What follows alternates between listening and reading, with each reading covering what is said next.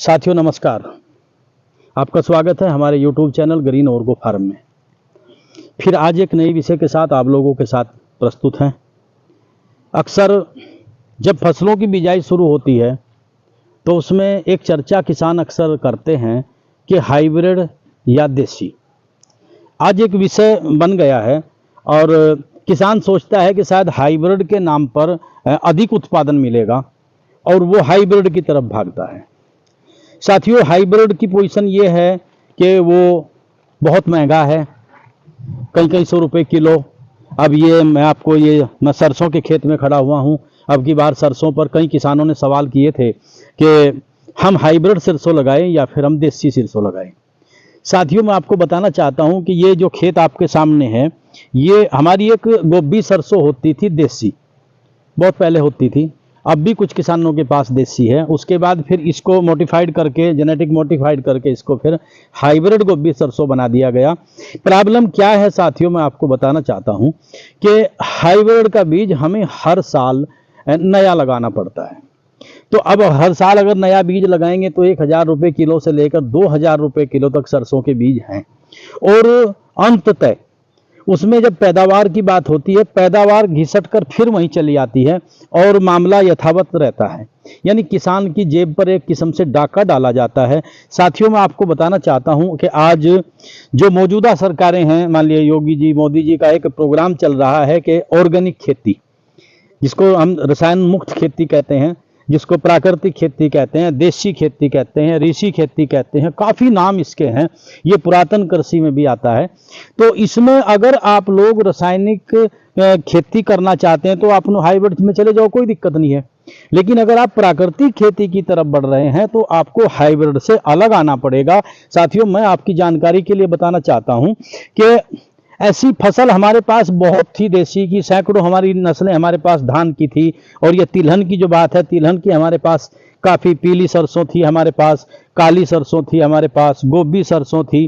तो इस तरीके से हमारे पास काफ़ी वैरायटियाँ थी। लेकिन हम लोगों ने अपने आलस्य की वजह से, हम उसको अपना नाकारापन भी हम लोग कह सकते हैं, या तो हम कंपनियों पर आधारित हो गए और हाइब्रिड की तरफ हमारा ध्यान चला गया। जो हमारा 50 रुपए का, जो 40 रुपए का, 60 रुपए का, 80, 100 रुपए का किलो बीज हमें मिलना चाहिए था, वो हमें कहीं हजारों और हजार रुपए किलो तक हमें मिलता है। साथियों, ये किसान को बहुत भारी नुकसान हो रहा है। दूसरी बात, जो जेनेटिक मॉडिफाइड करके जो सीड बनाती हैं कंपनियां, अब उसके अंदर उसकी क्या गुणवत्ता है, हमारे पास कोई पैमाना नहीं है। मैं आपको बताना चाहता हूं कि हमारी जो देसी वैरायटियाँ थी, ये हमारे काफ़ी टाइम से हमारे बुजुर्गों ने बोई थी, उसको हमने अपने घर में यूज़ किया, उनका स्वास्थ्य अच्छा था। लेकिन आज जब हरित क्रांति पर सवाल उठ रहे हैं, श्वेत क्रांति पर सवाल उठ रहे हैं, रासायनिक दवाइयों पर सवाल उठ रहे हैं, तो फिर हाइब्रिड पर क्यों नहीं? आज सोचने की जरूरत है। साथियों, मैं आपको बताऊं, विद्वान आप सबसे बड़े हैं, किसान बहुत बड़ा वैज्ञानिक है, लेकिन समस्या कहाँ है, वो पूरा का पूरा विज्ञान पर आधारित नहीं सोचता है। अरे हमारा सीड किसने बदला? जेनेटिक मॉडिफाई हमें नहीं किया गया, तब भी इंसान सदियों से चला आ रहा है। तो इन फसलों के ऊपर कौन सी आफत आ गई? आप लोग उसमें आप इसका ट्रीटमेंट करिए, अपनी भूमि का शोधन करिए, अपने बीज का शोधन करिए, अच्छे पौधे छांट करके उसका बीज रखिए। तो साथियों, मैं आपको बताना चाहता हूं कि आप बहुत बड़ी एक समस्या से बच जाएंगे, बहुत बड़े खर्चे से बच जाएंगे। कंपनी ने हमें क्या दिया? कई बार ऐसा भी देखने को आया है कि कंपनी ने बहुत बढ़िया बीज दिया था और बाद में उसका रिजल्ट जो था वो बिल्कुल जीरो आया। तो साथियों, ये ध्यान देने की जरूरत है। मेरे कई किसान साथियों के सवाल थे। हम चाहते हैं कि किसान की जेब ना कटे, किसान का फायदा हो। हम अक्सर इसी तरफ आप लोगों का ध्यान ले जाते हैं, क्योंकि जैसा खाए अन्न वैसा होगा मन। अगर आप शुद्ध अन्न खाएंगे, आपकी देसी जो आपके बीज हैं, इसमें आपको रसायन की जरूरत नहीं पड़ेगी, रासायनिक खादों की जरूरत नहीं पड़ेगी, आपके देसी खाद में हो जाएंगे। ये उत्पादकता जो है आपकी, गुणवत्ता युक्त उत्पादन होगा आपका। आपके बच्चे खाएंगे, रिश्तेदार खाएंगे, या आपके जो ग्राहक है वो खाएंगे, वो तंदुरुस्त रहेंगे। तो साथियों, एक संदेश चला जाएगा, जहां जहां भी आपका ये अनाज जाएगा वहां तक आपके स्वास्थ्य जाएगा। हम यही चाहते हैं कि किसान स्वस्थ हो, किसान के बच्चे स्वस्थ हों, ये पूरा समाज स्वस्थ हो जो हमसे जुड़ा हुआ है। अब इस बदलाव को कोई नौकरशाह नहीं कर सकता, कोई अधिकारी नहीं कर सकता, शहर में रहने वाला आदमी नहीं कर सकता। इस बदलाव को किसान कर सकता है।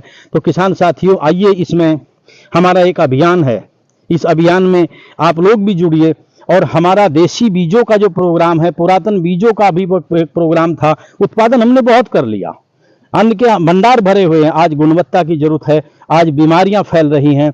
अब ऐसी ऐसी बीमारियां, भयानक बीमारियां आज समाज के बीच में हैं जिनका हम कल्पना नहीं कर सकते। आदमी 100 साल तक हमारा जीता था, आज 60 साल पर घिसट करके आ गया है। साथियों, आज खड़ा हो करके विचार करने की जरूरत है।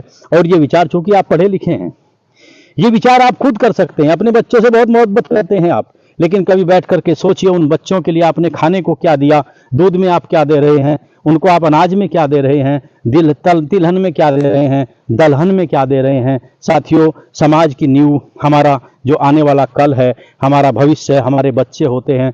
अगर बच्चे तंदुरुस्त होंगे, ये देश तंदुरुस्त होगा। तो मेरे साथियों, मैं आपको बताना चाहता हूं कि आपके देसी बीज की उत्पादन कम नहीं होता। अपने दिमाग से निकाल दो, देसी बीज का उत्पादन भी आपका हाइब्रिड के बराबर होगा, बशर्ते आप मानसिक तौर पर तैयार हो जाएं। तो आप लोग भी इस पहल में हमारा साथ दीजिए। आप लोग चयन करिए अब से, अब आगे आपने कौन सी फसल लगानी है, उसके देसी बीज हमारे काफ़ी किसानों के पास हैं। कई स्टेटों में हैं जो किसान पुराने बीजों का संरक्षण किए हुए हैं। मैं भी संरक्षक हूं। उनसे आप पुराने बीज लीजिए, उन बीजों को अपने खेत में लगाइए, उसकी पैदावार आप करिए, उसी बीज का आप अपना बीज रखिए और एक बहुत बड़े खर्चे से आप लोग बचेंगे। तो ये संदेश देने के लिए आज ये वीडियो बनानी पड़ी थी। तो आप लोगों का बहुत बहुत धन्यवाद। अगर हमारा चैनल आपको अच्छा लगता है तो इसको सब्सक्राइब करिए, शेयर करिए और एक संदेश समाज में पहुंचाइए कि स्वस्थ खाने से स्वस्थ जीवन होता है और स्वस्थ शरीर के अंदर ही एक स्वस्थ दिमाग होता है। हम तो अकेले निकले थे घर से और मंजिलें मिलती गई, कारवां बनता गया। आपका बहुत बहुत धन्यवाद। जय हिंद, जय किसान, जय गौ माता।